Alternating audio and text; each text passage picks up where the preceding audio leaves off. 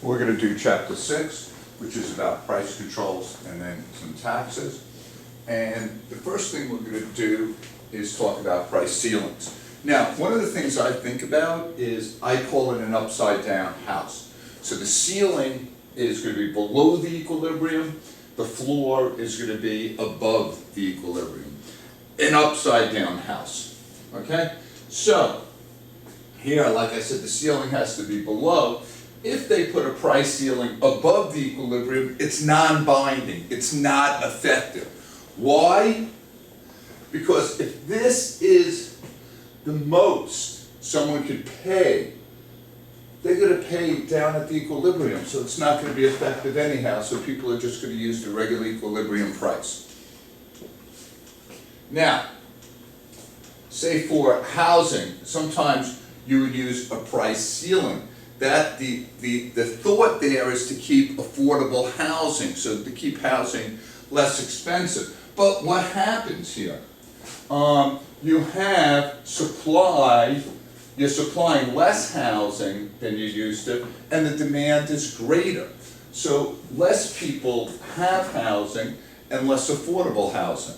You usually could look at this too with gas. If all of a sudden the president would put a price ceiling at like $1 a gallon, people might be excited, or like I have here, $2 a gallon, but here, the suppliers are going to supply less. Why? They're not as profitable. People are going to demand more, so you go to gas stations and have long lines, or people would be out of gas. So even though these price ceilings sometimes seem to work, they don't. Now again, we learned that any time you have a price below the equilibrium, you're going to have a shortage. The problem with the price ceiling is you can't work your way up at the equilibrium because by law it is binding and it's effective. Now when we use the word effective, it does not mean it's good policy. It means that the ceiling actually works and that you have to abide by. Okay, and there is your shortage.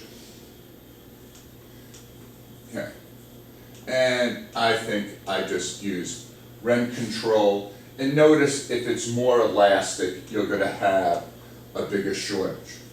Okay? Now, a price floor, upside down house, that's going to be above the equilibrium. However, this price floor is below the equilibrium. And similar to the price ceiling, if it's below the, here, if it's supposed to be above the equilibrium and it's below, it's non-binding.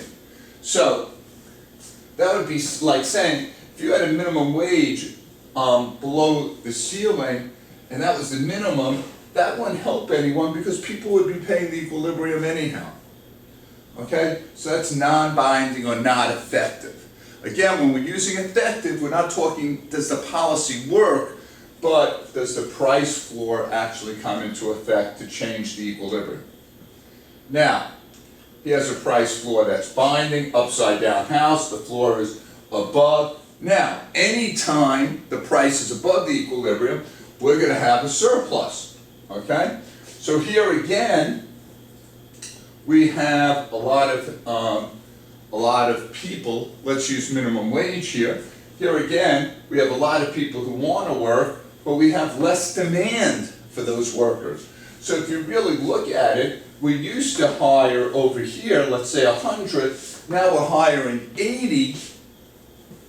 So even though those 80 people are making more money, less people are working. So people might argue that price floors, again, which create these surpluses, don't always work.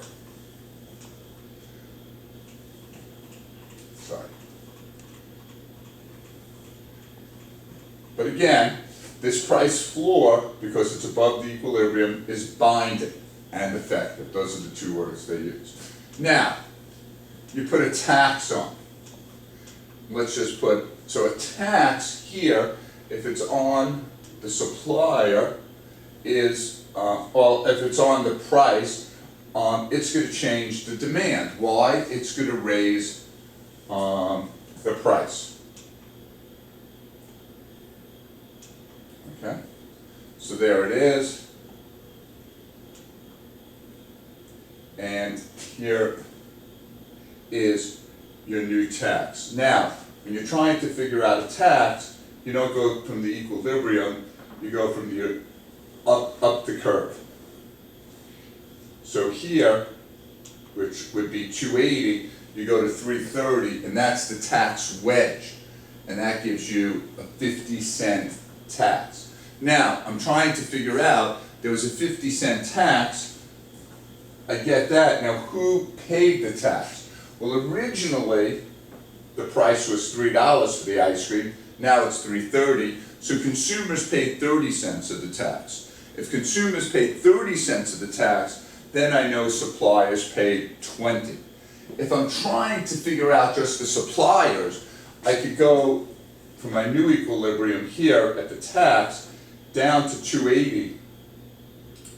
So suppliers are actually now getting 280. They used to get $3. That's the 20 cents. So either way figures out your tax. Okay, and again, the tax, I gave you the tax wedge.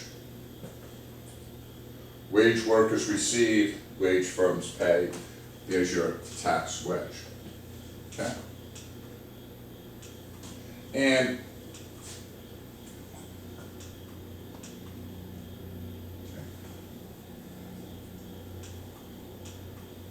okay, so here is when demand is more elastic than supply.